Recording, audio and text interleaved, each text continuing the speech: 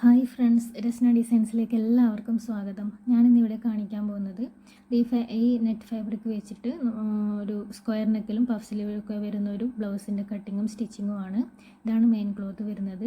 അതിൻ്റെ ലൈനിങ് ഇതാണ് കേട്ടോ, സാറ്റിൻ ക്ലോത്താണ്, പർപ്പിൾ ഷെയ്ഡിൽ വരുന്ന സാറ്റിൻ ക്ലോത്ത്. നമുക്ക് എത്രയാണോ വീതി വേണ്ടത് അതിനനുസരിച്ചിട്ട് മടക്കി കൊടുക്കാം. എനിക്ക് 10.5 ഇഞ്ചാണ് വീതി വേണ്ടത്.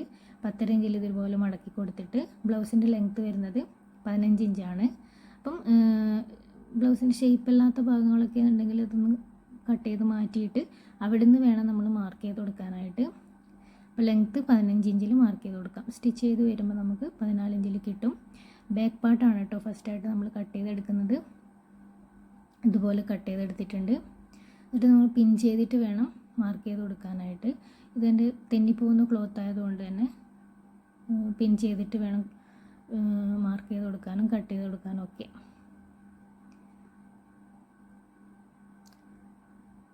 ഇതുപോലെ പിൻ ചെയ്തിട്ട് മാർക്ക് ചെയ്ത് കൊടുക്കാം. അപ്പം നെക്കിൻ്റെ വിഡ്ത്ത് 3 ഇഞ്ച് മാർക്ക് ചെയ്ത് കൊടുക്കുന്നുണ്ട്.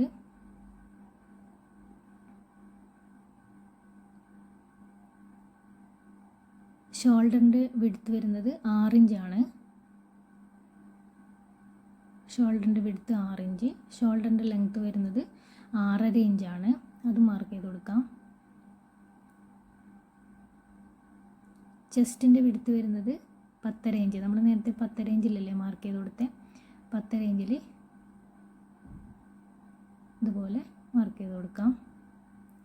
ഇത് താഴെ ഭാഗം വേസ്റ്റിൻ്റെ ഇവിടെ വരുന്നത് 7 ഇഞ്ചാണ്. 7 ഇഞ്ചിൻ്റെ കൂടെ 1 ഇഞ്ച് ടക്കിട്ട് കൊടുക്കാനും 1.5 ഇഞ്ച് തയ്യൽ തുമ്പും. നിങ്ങളുടെ വേസ്റ്റ് അളവ് എത്രയാണോ അതിനെ 4 കൊണ്ട് ഡിവൈഡ് ചെയ്യുമ്പോൾ കിട്ടുന്നതിൻ്റെ കൂടെ 1 ഇഞ്ച് ടക്കിട്ട് കൊടുക്കാനും 1.5 ഇഞ്ച് തയ്യൽ തുമ്പും മാർക്ക് ചെയ്ത് കൊടുക്കാം. എന്നിട്ട് അതൊന്ന് വരച്ച് കൊടുക്കാം. കൈക്കുഴീൻ്റെ അവിടെ ഒരു 1/2 ഇഞ്ച് ഷേപ്പിൽ വരച്ച് കൊടുക്കാം. പിന്നെ നെക്കിൻ്റെ വിഡ്ത്ത് 3 ഇഞ്ച് മാർക്ക് ചെയ്തില്ലേ മുകളിൽ, താഴെ ഭാഗത്ത് നെക്കിൻ്റെ ലെങ്ത്ത് 8 ഇഞ്ച് മാർക്ക് ചെയ്ത് കൊടുക്കാം. താഴത്തെ വിഡ്ത്ത് വരുന്നത് 2.5 ഇഞ്ചാണ്. അതും വരച്ച് കൊടുക്കാം. അപ്പോൾ ഒരു ബക്കറ്റ് ഷേപ്പ് പോലെ കിട്ടും. നമുക്കതൊന്ന് കട്ട് ചെയ്ത് കൊടുക്കാം. ഈ ബാക്ക് പാർട്ട് വെച്ചിട്ടാണ് നമ്മൾ ഫ്രണ്ട് പോർഷൻ കട്ട് ചെയ്തെടുക്കുന്നത്. അങ്ങനെ നെക്കും കട്ട് ചെയ്തെടുത്തിട്ടുണ്ട്. നമുക്ക് ഫ്രണ്ട് പോർഷൻ കട്ട് ചെയ്തെടുക്കാം. ഇതുപോലെ വെച്ചിട്ട് പിൻ ചെയ്തിട്ട് വേണം കട്ട് ചെയ്ത് കൊടുക്കാനായിട്ട്. ബാക്ക് പോർഷന്, അതായത് ഫ്രണ്ട് പോർഷന് ബാക്ക് പോർഷനേക്കാളും 1 ഇഞ്ച് അധികം നീളവും 1.5 ഇഞ്ച് വീതിയും അത് കറക്റ്റ് മാർക്ക് ചെയ്ത് കൊടുത്തിട്ട് വേണം കട്ട് ചെയ്ത് കൊടുക്കാനായിട്ട്.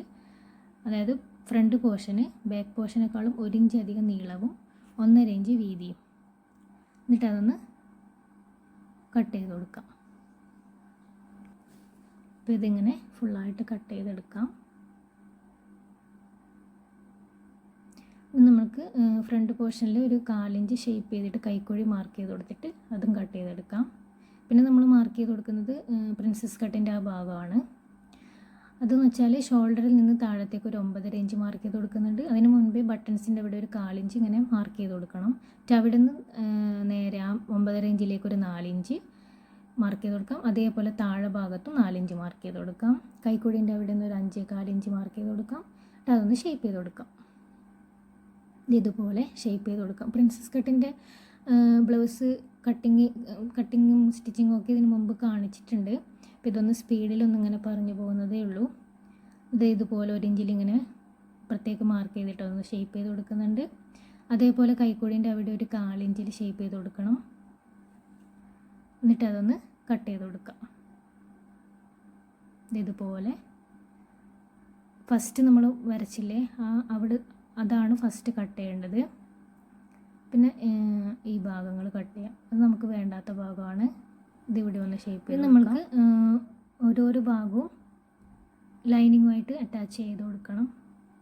ഇത് ലൈനിങ് ഫുള്ള് കട്ട് ചെയ്ത് ആയിട്ടുണ്ട്. ഇനി നമുക്ക് മെയിൻ ക്ലോത്തിൽ വെച്ചിട്ട് ഇതൊക്കെ ഒന്ന് കട്ട് ചെയ്തെടുക്കാം. മെയിൻ ക്ലോത്തിൻ്റെ മുകളിലായിട്ട് ലൈനിങ് വെച്ചിട്ട് ഫുള്ളായിട്ട് കട്ട് ചെയ്ത് കൊടുക്കാം. അതിന് ശേഷം ലൈനിങ്ങായിട്ട് അറ്റാച്ച് ചെയ്ത് കൊടുക്കാം.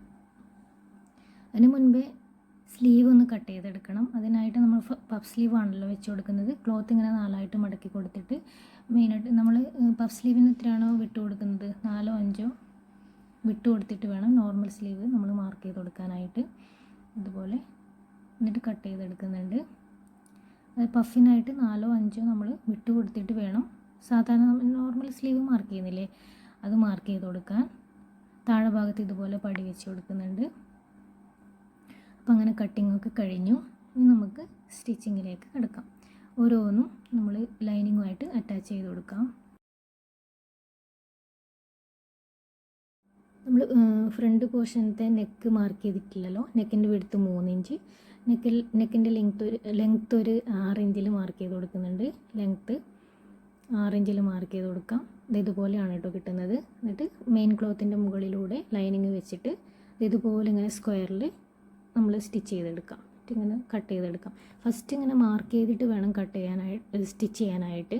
എന്നാൽ മാത്രമേ കറക്റ്റ് ആ സ്ക്വയർ ഷേപ്പിൽ വരത്തുള്ളൂ. അതിൻ്റെ ആ കോർണറൊക്കെ കറക്റ്റ് ആവുന്നത് അപ്പോഴാണ്.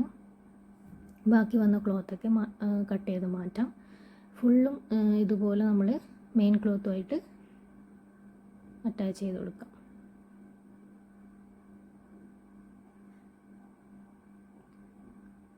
ഇതുപോലെ തന്നെ ഫ്രണ്ട് നെക്കും ഇതുപോലെ തന്നെ ചെയ്തെടുക്കാം. ഫ്രണ്ട് നെക്ക് ഞാൻ ലൈനിങ് മറിച്ചിട്ട് കൊടുത്തിട്ടാണ് ചെയ്തെടുക്കുന്നത്. അതുപോലെ പ്രിൻസസ് കട്ടിൻ്റെ ആ ഭാഗവും നമ്മൾ സ്റ്റിച്ച് ചെയ്ത് കഴിഞ്ഞു. ബാക്ക് പോർഷനിൽ ടെക്ക് ഇട്ട് കൊടുക്കാനാണ്.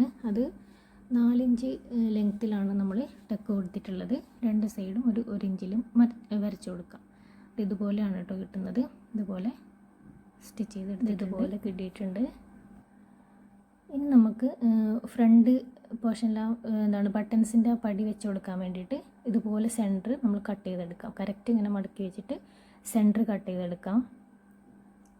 എന്നിട്ട് ഇതുപോലെ 3 ഇഞ്ച് വീതിയിലുള്ള ഒരു ക്ലോത്ത് എടുത്തിട്ട് ഇതിന് നല്ല വശത്ത് വെച്ചിട്ട് മോശം വശത്തേക്ക് മറിച്ചിട്ട് കൊടുക്കുകയാണ് ചെയ്യുന്നത്.